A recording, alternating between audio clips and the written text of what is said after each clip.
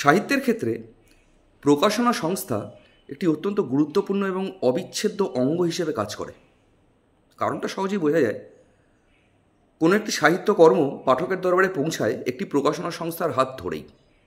সেক্ষেত্রে প্রকাশনা সংস্থাটির সততা, তাদের কাজের প্রতি নিষ্ঠাা এবং অভিজ্ঞতার ওপর অনেক কিছু নির্ভর করে।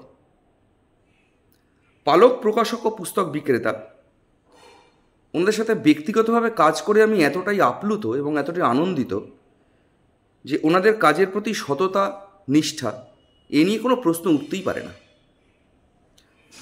2025 কলকাতা আন্তর্জাতিক পুস্তক মেলায় আমার একটি বই প্রকাশিত হয় পালক প্রকাশকের হাত ধরে, যার প্রচ্ছদটা আমি এইমাত্র দেখালাম। এত সুন্দর, মনোগ্রাহী এবং সুন্দর একটি প্রচ্ছদ,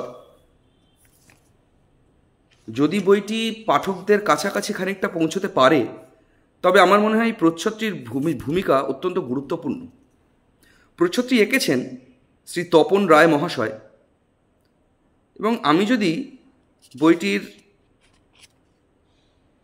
প্রিন্টিং কোয়ালিটি, কাগজের কোয়ালিটি এ নিয়ে বলি তাহলে অত্যন্ত সুন্দর এবং অত্যন্ত মনোগ্রাহী একটি বই হিসেবে তৈরি করেছে এই অঞ্জনদা এবং তার টিম এই বইটিকে। আমি সত্যি কৃতজ্ঞ অঞ্জনদা এবং তার টিমের কাছে এই বইটিকে এত সুন্দর করে পাঠকের দরবারে পৌঁছে দেওয়ার জন্য। তো আমি যদি উপন্যাসটা সম্বন্ধে কিছু বলি, এটি একটি রহস্য উপন্যাস, একটি থ্রিলার। ব্লার থেকে একটুখানি পড়ে শোনাচ্ছি। ইউনিভার্সিটিতে কিছুদিনের ছুটি থাকার কারণে দিবাকর এবং আদিত্য সহ 4 বন্ধু প্ল্যান করে ফেলে উত্তরবঙ্গ সফরের। কয়েকটা দিন তারা কাটিয়ে আসতে চায় নির্ভেজাল প্রকৃতির কোলে, কিন্তু সেখানে পৌঁছে তারা সম্মুখীন হয় এক নির্মম সত্যের।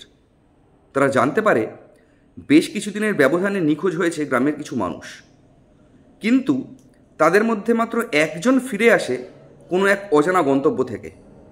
দিবাকর আবিষ্কার করে সেই অজানা গন্তব্য থেকে ফিরে আসা মানুষটি যেন ঠিক স্বাভাবিক নয়। আবার সে যে পুরোপুরি মানসিক ভারসাম্য হারিয়েছে তাও বলা সম্ভব নয়। তাহলে কি এমন হলো তার সাথে?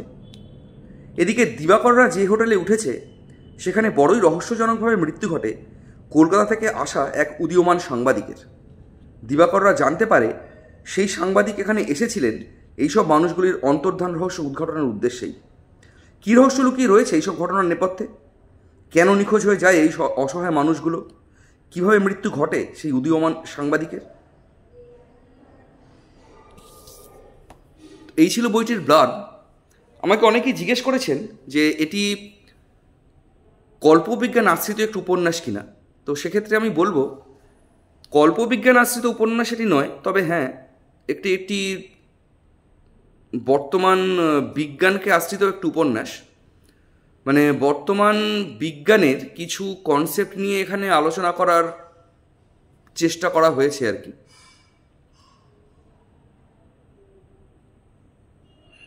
বইটি অনলাইনে অনেক প্ল্যাটফর্মেই অ্যাভেলেবেল। অ্যামাজন, ফ্লিপকার্ট, সুচিত্র.com। তাছাড়া পালকের যে নিজস্ব অফিস রয়েছে সূর্য সেন স্ট্রিটে, ঠিক পুঁটিরাম মিষ্টান্ন ভাণ্ডারের কাছাকাছি তার উপরে, সেখানে বইটি অ্যাভেলেবেল। আমি অপেক্ষায় থাকব, যদি বইটি পড়ে পাঠক তার গুরুত্বপূর্ণ মতামত আমায় জানান তাহলে আমি বাধিত থাকব। নমস্কার।